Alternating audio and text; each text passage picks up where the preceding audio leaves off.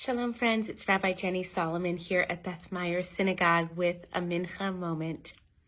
So Purim is now behind us, and Pesach is up ahead, the holiday of Passover.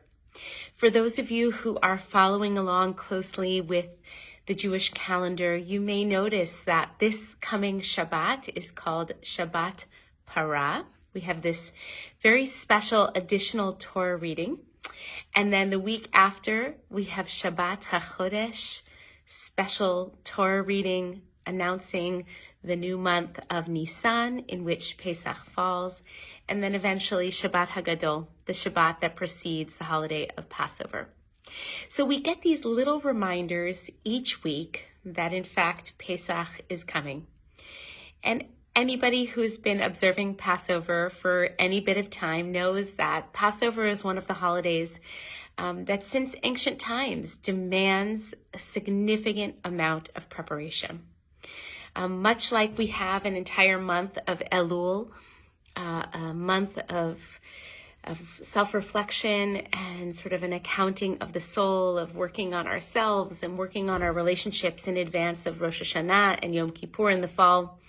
We have actually this whole month between Purim, which fell on a full moon, and Pesach, which will fall on the next full moon, to get ready. And so here's what I want to say about preparation. First of all, preparation is really so important. I don't have to tell you, no matter what practices you feel passionately about, whether you're a runner or you play an instrument or anything else you do in your professional life or in raising children, you know that when you have all the preparatory pieces in place, arriving at a moment of celebration or of ingathering or any kind of like high moment is made so much richer because of the preparation that you've done. So make a plan. Each of these special Torah readings on Shabbat, I believe, comes as a little mezuzah, a little reminder on the door that says, get ready. Do start taking the next steps and the next steps and the next steps. And in my community, people observe the holiday of Passover with varying degrees of observance and strictness. And in our community, we really celebrate that diversity and hold that everybody's on a journey and everybody's finding their own way. And perhaps with each passing year, you kind of hold those experiences of preparation that have become dear to you, that have become a part of your spiritual practice, and perhaps even taking on one more.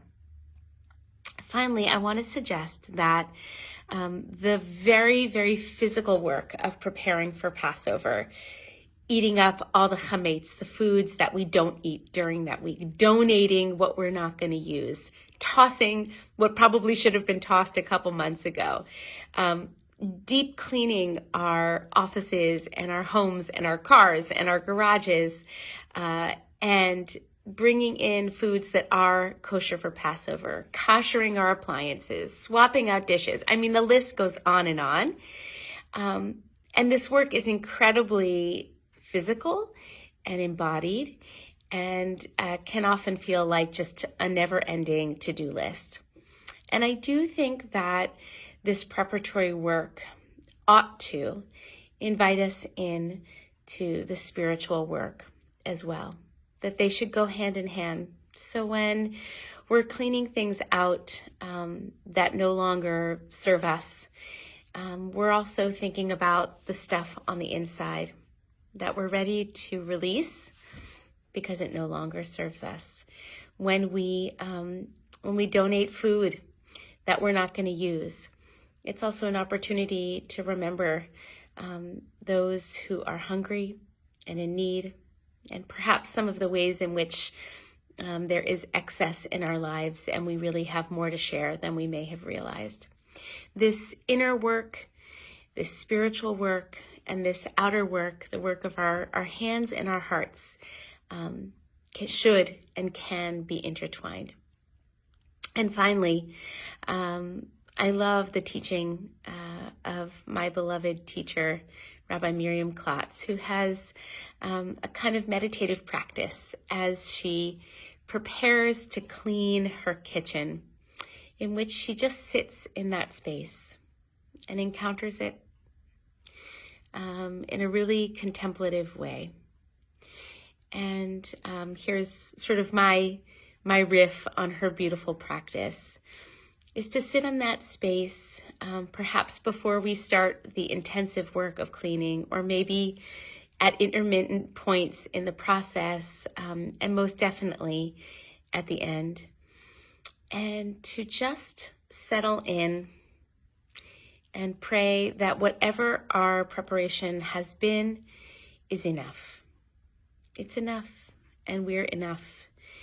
And with that, we can enter into the holiday of Pesach fully ready, to the best of our ability, to participate in this incredibly beautiful, inspiring, and just powerful holiday that links us to our history, to our people, to the liberatory process, which is always unfolding for us as both individuals and as a people. And of course, to those who are still enslaved, those who are still being held in narrow, tight places, and hopefully give us the energy to continue to work towards their freedom, our freedom, because after all, freedom, the lack of freedom anywhere is truly a lack of freedom everywhere. Our fates are tied up with one another. So let's prepare together in the weeks ahead. But let's not get so overly consumed with all the items on our to-do list and which grocery store has which item, and forget the real meaning underneath it all. All right, peace, shalom.